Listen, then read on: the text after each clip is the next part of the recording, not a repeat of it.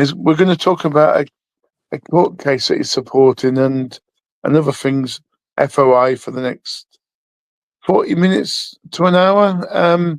We'd love people to email us, and I'll pass them on to Alan. If you've had similar experiences of the freedom of disinformation, Freedom Talk Radio 2013@gmail.com. Alan, welcome. Hi, Andy. Thank you for the invitation to come back on the program and give your followers an update.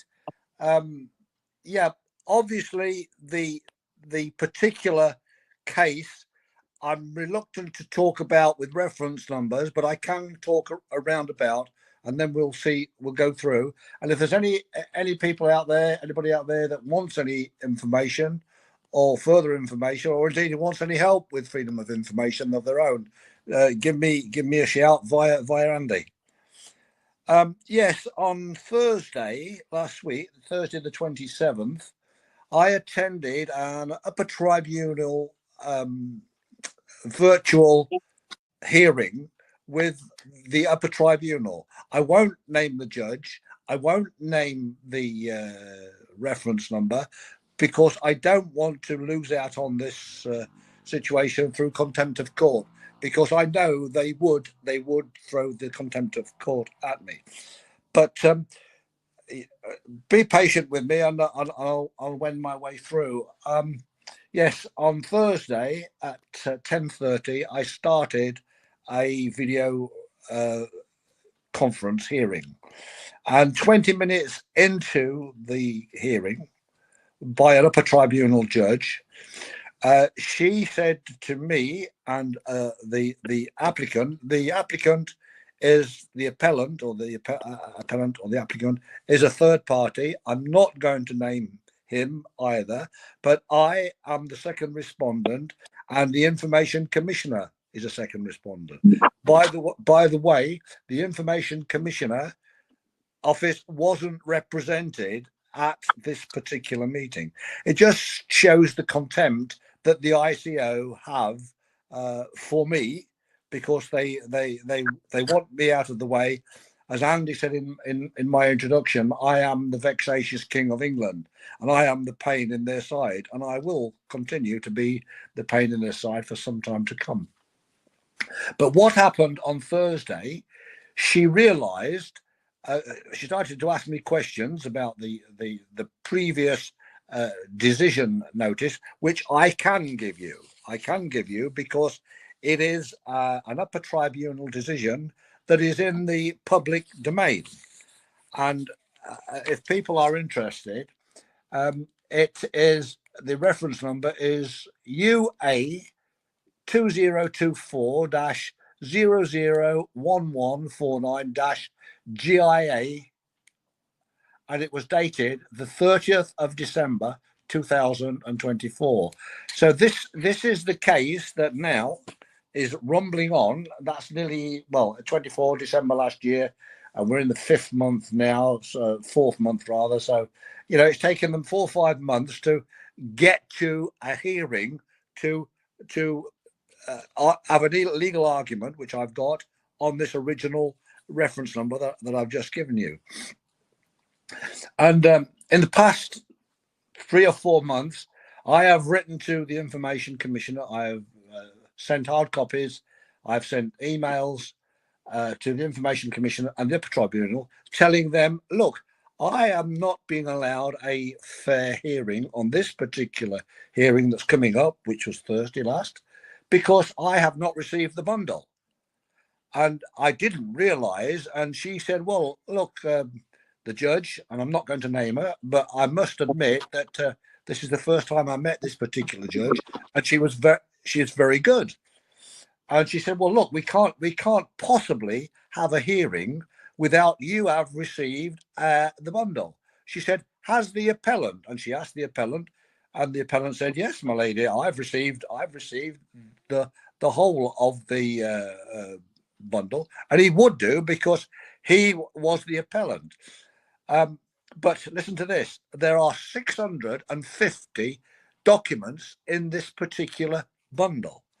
And she said, well, look, what we'll do now, I'll put this through to one of my clerks and she'll send it to you. I said, well, no, I'm sorry. That's completely unacceptable. I said, I am doing this hearing by mobile telephone, by video link, and I can't possibly read 650 documents whilst I'm having the hearing with you. I said, no, what I want is a hard copy. And she said, well, okay, but there will be some cost. I said, not to me, there won't. And she's agreed that she's going to send me these 650 pages, and then we can go back and have another hearing and try. You can't believe it, Andy, can you? No, I was just thinking about that. Yes, they do charge for bundles sometimes, and although it should be a given right that if you're involved in any type of court case, you're either a witness or you're the person that's having an issue, you should be given that for free, and even the transcripts, because what it's doing, if you don't get them, is justice isn't being served. And what I think in this case, although I don't know anything about it, because your name's involved somewhere, the Information Commissioner's doing everything possible to stop you getting sight of this bundle, which in a way, if you're a witness for someone or a party involved that's trying to help someone, that's unfair to the appealant as well.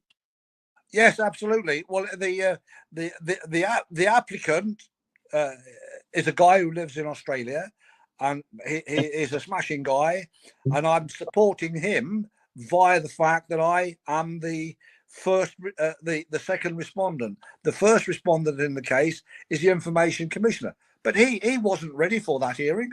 There was the times that I now go before a hearing and they don't even turn up.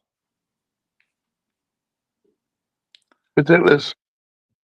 Yeah, it's absolutely incredible. So that is my particular situation on that. Believe me, there is a lot.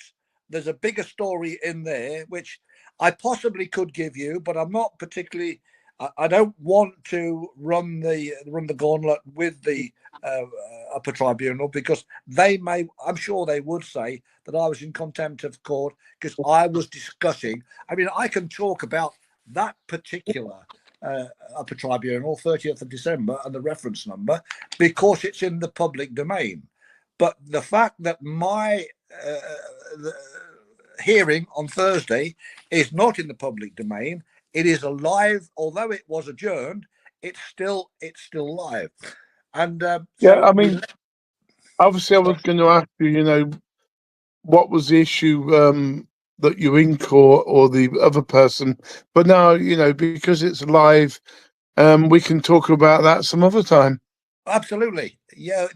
That's what we want to do, and basically, what it is, it's going back. This is where my intention is pushing back, is with the original Dransfield vexatious, want of a better word, bullshit or nonsense, depending on which you prefer.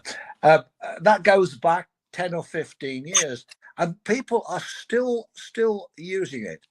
And I find it incredible. And I'll give the reference number if there's anyone out there that wants to look at the background of this. It's Alan M. Dransfield, Dransfild, versus the Information Commissioner, and it's the upper tribunal decision, which was GIA 3037 2011, and that was the original. Judge Wycliffe, Judge Nicholas Wycliffe, who was the brains behind this Dransfield vexatious court precedent. And basically, what's happening there? A lot of people don't understand how this works. That Dransfield vexatious, the reference I've just given you, now is preventing every man and his dog to get the information that they need, whether it be Lockerbie bombing, the school shootings, blah blah blah. As soon as they being a public authority, receive a freedom of information request from Joe Public. They just kick it into touch. No, you can't have this in line with Dransfield. It's vexatious, which is it's a sad state of affairs that this is being used. It's being used unlawfully. Just going off tangent on that a little bit, because I watched this morning. I don't know if you or your listeners watched it. It was on Laura Kuensberg, just in Welby, and oh my God, what a state of affairs that is. That, you know, with all this, it's not just child sex abuse that they've all been involved with. It's young people, young 17, 18-year-olds, and that they've all known about it. And we all know that Judge Welby, the Archbishop of Canterbury, which is this Justin Welby, he resigned in last November. But still, there are ongoing situations. There are hundreds of cases of sex abuse that they all know about. And fair play to Laura Kuensberg this morning. She gave him a very uncomfortable ride, I thought. Excuse the pun. But the incredible thing is that he is not the person that should be answering all these questions, because he is not the captain of the ship. The captain of the ship is none other than Juglugs, King Charles III. And he has said absolutely nothing in the years that this has been going on. And you're going back to Jimmy Savile, the church, and he wasn't the king then, but he is the bloody king now, and he's still keeping stum. I think it might have something to do with Prince Andrew and his connections. You know, that's the reason they don't want to. Well, no doubt about it. I mean, Prince Andrew, who doesn't sweat, don't forget. he doesn't sweat when he's excited, apparently, allegedly. But yeah, I understand what you're saying. There's possibly a connection there, but it's a deeper connection. It's a deeper connection than Andrew. It is the whole shooting match. And then coming back to me, it is connected, because unless we get this freedom of information squeaky clean, and there's no reason why we can't, it should be there, it should be available. Because what I'm saying, every time this Dransfield vexatious nonsense is being used, well, it denies the requester the legal, civil, and human rights. It's as simple as that. It's not rocket science. No, and you know what? I can't believe all these social media lawyers that I know, that I've emailed, I've phoned up, and they've been interested. You know, wanted them to talk about it. Maybe they're the wrong kind of people. I just thought lawyers that had a brain would work it out, but obviously they're part of the problem.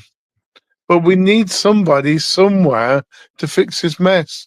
Because, you know, I mean, I could say, well, you know, I have said it before, it's putting your name into disrepute. But even if I didn't think that, you know, I'd want to know about why the tower caught fire. I'd want to know why the Titanic sunk, for instance, anything like that. I'd want to know, you know, and I got a right. Just because 20 other million people are asking the same question, it shouldn't have a label on it, Dransfield. It should just be that, you know, that question's already been answered, you know, see it here. They shouldn't have to make your name bad. Absolutely, and it is. And there was only other bridge. I mean, why was I scared about lightning on the bridge? Just because you had a stupid question. I mean, my stupid question could have been, how many pens does the Prime Minister use every day? You know, they should have answered that properly as well. Yeah, They shouldn't say Peach's fault, you know. no, I fully understand that, and they may well say requests like that are frivolous. They shouldn't say it's vexatious, because you may well be applying, and you may well say, well, look, I want to know how many pens and pencils and rubbers and clips you're using. I have a right to know. But I mean, there are hundreds of millions of pounds involved with all these schools that's unfit for purpose that's been built. The bridge, my initial freedom of information, and the first vexatious one was on the Exeter Chiefs rugby bridge, and it is still unsafe, and it still doesn't have the lightning protection. And 3 years after my original request, the Devon County Council claimed that they'd done it. Well, okay, you've done it. So what? It wasn't done at the time of my request. I've lost you, Andy. Yeah, no, I'm still here. All right. I'm multitasking. So this business with the Archbishop of Canterbury, which, as I understand, I don't know if he's been replaced as Archbishop of Canterbury. He may well have been. But an interesting thing about the Church of England is that the Church of England are not, listen to this, they're not obligated to respond to the Freedom of Information Act 2000. Wow. Yeah. But That's not right. No, it can't be right, can it? But they do. They do. They volunteer, what they call volunteer information, and they're not legally bound to do so. But to make themselves look, what's the problem with the Church of England? Are we wanting to know, who's doing what, and why haven't you got independent inspectors for all this sex abuse that's going on? You should be. I mean, who do they think they are? I mean, I could, I don't mind. I don't mind if the MI5 or the CIA in America say, look, a lot of our stuff is sensitive. You can't have that information. We will volunteer information. But church, absolutely a charity, what yeah. Even if it was a company working for the Ministry of Defence, you'd understand that, but not the church. No way. No, it does. It does smell rather suspicious, doesn't it? And one of my favourite sayings is transparency, accountability, and security. TAS. It must be seen to be working, and if it's not seen to be working, in all probability, it ain't working. And it certainly ain't working at the ICO, the upper tribunal, the first tier tribunal, and the information commissioner. We have an information commissioner, and this is what one of my things that is on my current upper tribunal is that the current information commissioner, John Edwards, a New Zealander or Canadian, no, New Zealand, he doesn't know. He is not aware of any of the cases that pass through his. Now, this reminds me of our illustrious leader, the lying son of a gun, our Prime Minister, doesn't it? Sir Keir Starmer, because he claims, and he claimed only last week, when he was asked about the Jimmy Savile case, he said, that case did not cross my desk. I don't give a shit if it didn't cross your desk. You are the captain of the ship. Sir Keir Harmer. Sir Keir Harmer. Sir Keir Harmer, that's the boy. Yeah, he knows about Jimmy Savile. Of course he does. So, I mean, he knew about Jimmy Savile when he was the head legal guy in the Crown Prosecution Service. Absolutely. But the excuse that he's been used, that it didn't cross my desk. And just to remind people that Jimmy Savile files were requested by a formal Freedom of Information request, not by me, to the Surrey police at the time, 10, 15 years ago. This has been going on a long time. And they refused it under section 14.1, the Dransfield vexatious nonsense. Oh. I think Kisama didn't get a file to do anything about it. I mean, I can believe that, but he would have, knew about it. And he would have the influence to do something about it. Just because you don't get the file to act, it doesn't mean you don't know about it. No, absolutely. Yeah, and likewise with our good friend, the outgoing Archbishop of Canterbury, Justin Welby, how many other cases did he know about, or should he have known about? So it's all, all these people. And the other thing that I love doing all this research, because I didn't realise the Archbishop of Canterbury, excuse me, he went to Eton University. So there must be a special type of person that comes out with a degree from Eton, because several, I think it's about 75% of our prime ministers come out of Eton. From private schools as well, yeah. Private schools. So we'll have to keep a very close eye on this other particular, and maybe by the time we come on next, I shall have the confirmation, which I've asked for, from the upper tribunal judge, for her to tell me, yes, we've had to suspend and adjourn this latest Dransfield case because of it wasn't. Now, what the hell are they doing? The upper tribunal, surely they've got clerks in there and PAs, right? We've got this information, upper tribunal, coming up on the 27th of March. Well, let's just have a tick box here and see what's gone through. Who's on it? Dransfield, yes, he's second responder. ICO, yes, he's first responder. And then we've got this other guy. I'm not going to name him. Yes, he's well. Have they all received the bundle? That tribunal has got £100 last Thursday. And have they all confirmed that they'll attend the hearing? Absolutely. Yeah. It's incredible. And if the Information Commissioner, who's the major party probably, didn't attend, why didn't they delay the actual hearing and so on? Because they know that Dransfield is going to get screwed again. Don't they? Huh? Oh dear. It is incredible, mate. And so to be walking alongside our religious friends, it beggars belief. I don't have any other freedom of information, and I feel very frustrated in not being able to share this with you, Andy, and your listeners.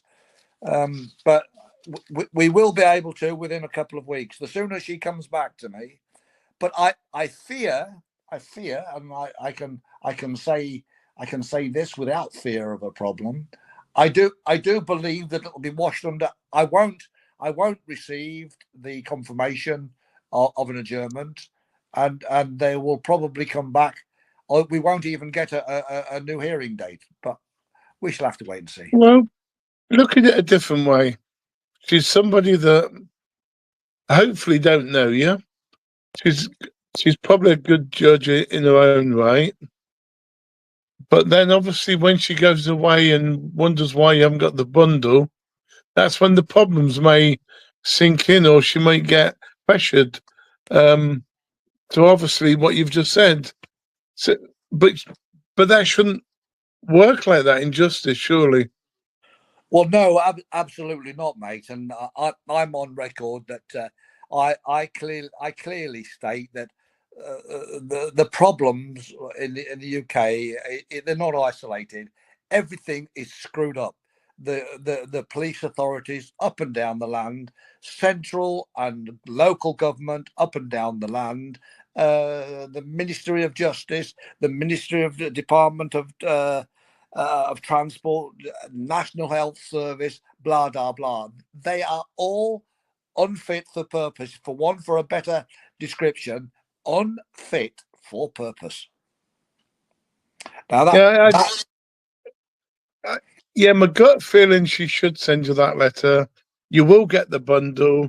You still lose in the end, but from the judge's point of view, I think that process may happen. But who knows? I mean, Len Lawrence as well, he's demonstrated in 7 shows now recently how every single official department that he's been dealing with is unfit for purpose. Yeah. So there's more people coming out the woodwork to say it's not fit for purpose.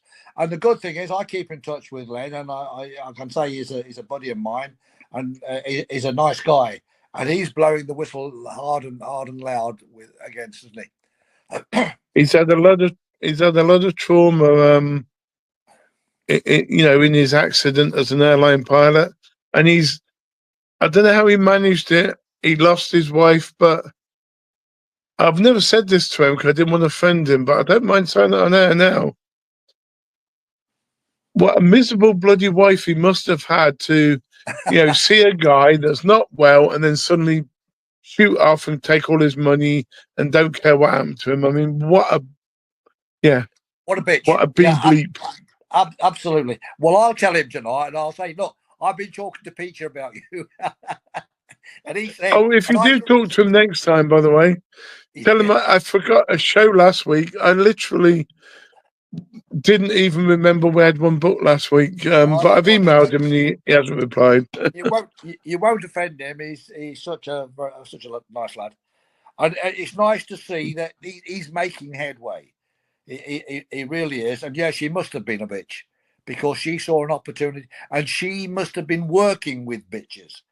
Yeah. And this what used to happen 10, 15 years ago. It was normal.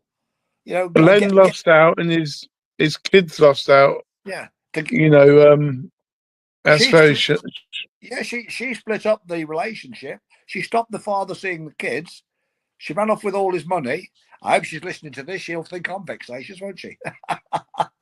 It's really good to hear your story tonight, and we're going to do it again. Just let us know. And if anybody else wants to talk about freedom of information, Alan here can help. Alan M. Dransfield. Just Google it, or Freedom Talk Radio 2013@gmail.com. Lovely jubbly. Andy, always nice talking to you, mate. And sorry I've been a little bit grey tonight, but I think if we err on the side of caution, they can't knock us down, can they? No, I think God will be on your side this time, but I think in the end, though, you'll be vexatious again. Or the guy that